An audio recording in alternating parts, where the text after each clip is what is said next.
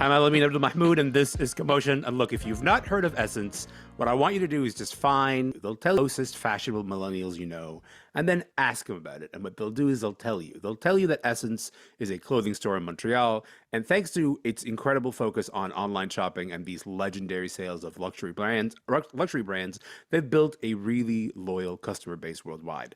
But the Canadian company just hit a really significant major roadblock, and that's Donald Trump's tariffs. Thomas Leblanc is here, Joyita Sengupta is here, and they're the fashionable millennials that I've managed to scrounge up. So I'm grateful that you guys are here. First of all, you look amazing. Second of all, that's what a fashionable millennial looks like to me. Hi, how's it going, What a y'all? title. Hello. Hello. Not to saddle you with this responsibility. Okay, Joyita, let's get into the story. A couple of weeks ago, we heard that Ssense was filing for bankruptcy protection, I guess, to prevent their creditors from just selling the company. They now have court approval to restructure. So what do we know about their plans? And can you just explain how the tariffs come into play with all of this? Sure. We don't know a ton about what they're going to do now, but essentially what this court approval does is that it buys them some time. So now they Hmm. can figure out how to restructure their company. They're going to be able to hold on to about 1,000 employees, which is the vast majority of their employee base. I think they had like 1,200 before. But essentially, it stops the creditors from forcing a sale of the company and finding other ways to sort of scrounge back the hundreds of millions of dollars that Ssense owes them. In terms of how they're going to restructure their company, that remains to be seen. And yeah, tariffs have played a huge role in terms of why we're seeing this from them right now. I mean, this is a company that's had some issues for some time, and we'll like get into Hmm. that. But the tariffs could could have been the death knell for them because essentially, as a Canadian company that ships a lot of their goods over the border, they have millions of customers worldwide, but I think about 59% of their customer base is in the US. That means, you've got higher duties and tariffs and taxes on the things that are going across the border, either because of the tariffs themselves, which are like at 35% right now, or because of the dropping of the de minimis protection, which meant like if you Hmm. were in the US and you were buying some stuff off of Ssense, you could have bought up to like $800 worth of goods without having to pay full duties, where Right. that no longer exists. So now it's more expensive for American shoppers. There's less of an incentive now for them to shop from Ssense as opposed to another US based retailer. I want to get into like the sort of like cultural significance of Essence in just a moment because I know Tomas, you're not just a big fan. You've reached level 3 in their fidelity I program. I think want to he talk I think about even that. level 4, the ultimate O- level, the boss Okay, let level. me let me come back to that in just a moment. But actually, it may be worth contextualizing, Joy, to like this idea of this is a company that was worth $4 billion three Mm-hmm. years ago. How does the fashion industry and the customers like Tomas? How have people been reacting to this news that like Essence might be a little bit, kind of shaky? I mean, it's sending a lot of shockwaves across the industry. Like on one Mm. hand, for people who have been following this space for a while, and by this space I mean like luxury retail, it's not overly surprising to see another luxury retailer struggling. Like we've seen Farfetch, we've seen Matches, all these other sort of similar online retailers struggle. But Essence has had sort of like the secret sauce for like reaching an ultra cool trendy customer base, and also like launching or like at least becoming this huge stepping stone for a lot of emerging designers and brands. Mm. And they've very much like figured out how to succeed through a lot of like tumultuous years in the industry. So there's that. Another thing that a lot of people are now looking forward to is the massive sale that's going to come from this. And this is something that like it's worked for Essence, but it's also worked against them. They've always had lots and lots of sales, and like it's basically a perma sale. And it's sort of like if you're someone like me that doesn't always have like the designer pocketbook, but you're trying to get the goods, you can almost count on Essence to be selling off designer pieces at like deeper discounts than you'll see almost anywhere else, at least in like the firsthand market. Mm. And, you know, it's kind of become a meme, like the Essence sale in and of itself is a meme. So now a lot of people are like, whoa, this is going to be the biggest Essence sale ever. So there's some grief Would, over like the potential loss of Essence. Although yeah. Essence is still up and running, you can still go shop on the website. Hmm. But then there's also the celebration on its demise that like, hey, at least I'll get some, you know, some cheap tabbies. Well, maybe this is where we bring in the. I'm sorry, I said level 3. I used you. What I really meant is level 4. Fan of Essence. Talk to me, Thomas, about the way that Essence curates culture and curates package. It creates like all this fashion online. Like, what is it that they do differently that other retailers maybe don't? Well, their brand equity is what is really at the center of this. The Essence world and ecosystem is based on this logo that was created in the late 2010s by Mm. two American graphic designers, Eric Wu and Matthew Tang. And then the curation of the clothes on the website.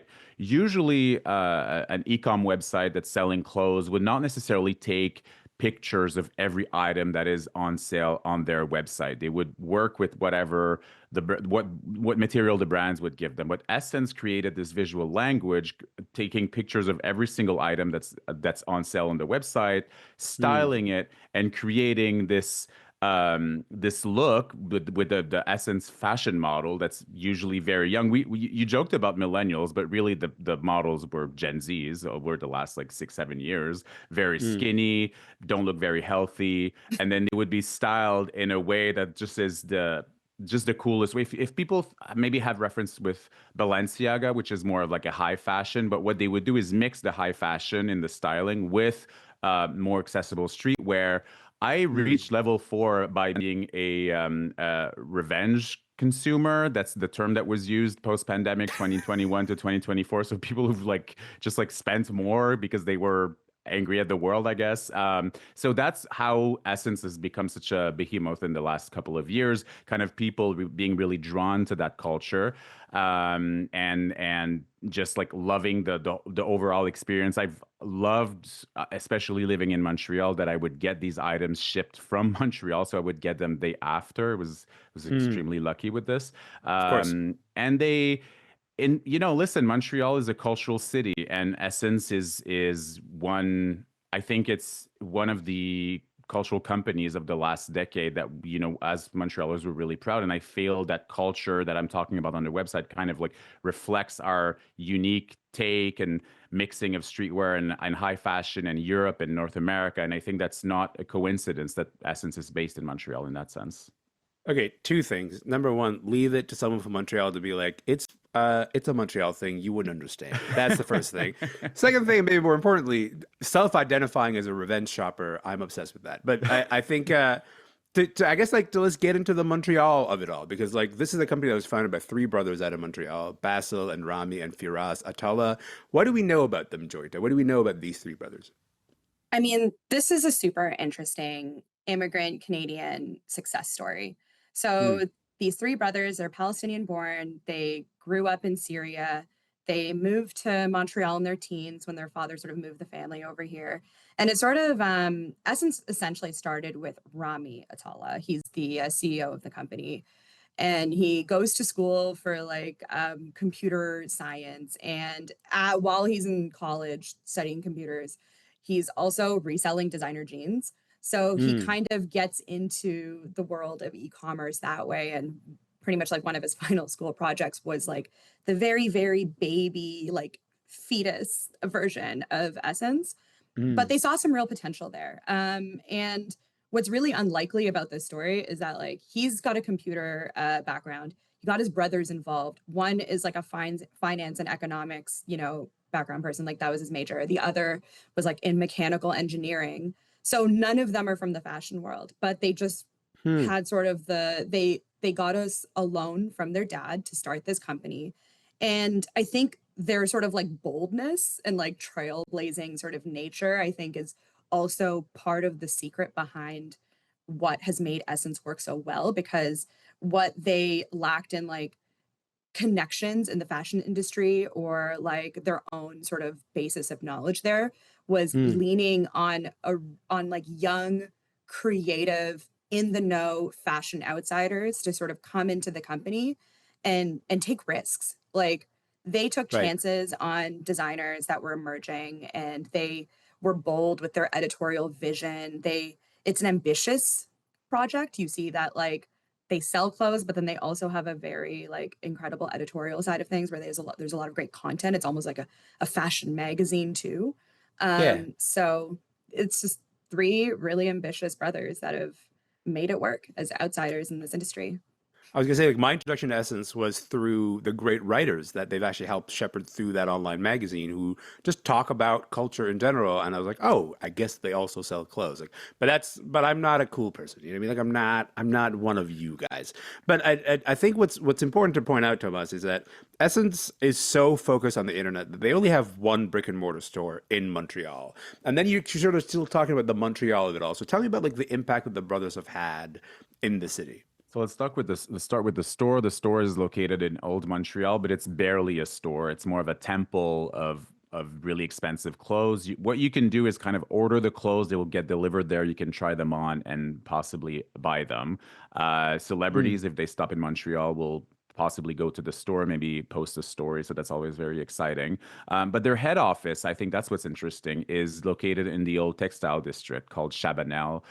It's an area that, was really thriving in the 60s and 70s, lots of factories. Eventually, fashion designers were based there, but there was less activity. But this is where Essence decided to put the headquarters.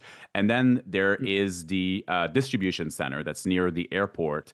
It's the hub. So because we've heard all these stories, for example, when Rihanna was preparing the halftime show at the Super Bowl, her styling team was like browsing the Essence website, looking for the right shoe that she would wear for the performance, but then that would get shipped from, so to me, that was always kind of insane to imagine that there was this in the suburbs of Montreal, this space with all this like high fashion, this product, this Gucci, all of these products. So yeah, they've created this culture, and they were really also working with brands like we've talked a lot about the emerging brands, but also brands like Rick Owens, Saint Laurent, like more established European brands that have really given credibility to their own brand. Working with buyers, they've started early on working with a women's wear buyer that had her own shop in Old Montreal. I remember going there in my early 20s, and she became the buyer at Essence. And I remember a few months ago, I saw that she'd made a move to a different retailer online. And that was like a question mark for me. I was like, oh, she's leaving. Like, what's going on? What's happening? And what we're gathering, because they're extremely secretive. So in Montreal, we don't know a lot about the brothers. If you're following media, you're mostly going to get information through trade publications like the Business of Fashion, which has really been doing reporting around this. But like Quebec media or Canadian media barely covers Essence, even though it's a huge success story. In Quebec, for example, like the media would cover Cirque du Soleil when they had to go under a sort of similar arrangement around COVID in 2020. They declared bankruptcy. They had to restructure the company. So there's a lot of secrecy. We don't know a lot about their inner workings. But Yeah. Go for it. No, I was going to say, like, the idea, so the Bridget Chartrand is the buyer that you're talking about, but the idea that people would know the name of a buyer for an online company, like, that tells you how invested they are in the curation that It's a sort of cult. Essence provides, right? It is a cult. Well, I'm glad you said it, Thomas. I'm glad I didn't have to be the one to say it. But Joyita, we hear the blaming on of the financial problems on the tariffs. They did lay off 138 people earlier this year. But there are other contributing factors too. With the couple of minutes that we have left here, what else have you been reading to? Yeah, I mean, the writing's kind of been on the wall for some time. And like I mentioned earlier, they've been popular in recent years because of their ubiquitous sales. But that has also been part of the reason that they've been taking a loss financially, right? Like you're getting these products at wholesale prices or whatever from the designers, but then they haven't but if you're selling them all at a significant markdown, you're going to have a revenue problem. But it has trained Essence customers to wait for markdowns, to not buy things at full price. Yeah. And I'm one of them. Like I can't tell you the last time I bought something off Essence at full price. And then it becomes this sort of cycle that leads them into this liquidity situation that they have now, where there's designers that they owe money to and their lenders that they owe money to. Mhm. It's a very difficult model to continue as successful as it has been. It's a volume business, but now with people feeling that financial strain, already been an economic downturn. They're not maybe revenge shopping as much as they used to. Having sales isn't going to be able to move the amount of volume that they need to move to make the money. I mean, you mentioned the idea of like designers being like still waiting. There's relatively small designers. We're talking about, like, for example, this textile artist named Rochelle Campbell. She recently posted on Instagram. She said, "Hey, I haven't been paid for my last collection." Thomas, as Essence restructures here, what do you hope? What do you hope the brand actually tries in order to sort of remain sustainable and you remain a level 4 boss level fan person?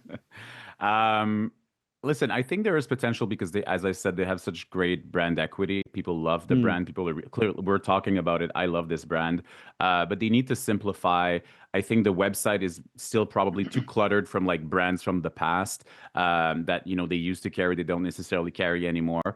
And listen, like brands, Montreal companies like Cirque du Soleil or Just for Laughs have been restructured in the last 5 years. So mm, locally, we're really hoping that they can figure it out to make it work again.